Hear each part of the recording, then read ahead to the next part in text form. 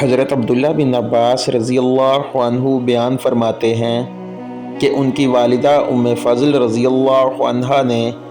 انہیں والمرسلات عرفاً پڑھتے ہوئے سنا، پھر کہا کہ اے بیٹے، تم نے اس سورہ کی تلاوت کر کے مجھے یاد دلا دیا، میں آخر عمر میں حضور صلی اللہ علیہ وسلم کو مغرب کی نماز میں یہی سورہ پڑھتے ہوئے سنا کرتی تھی۔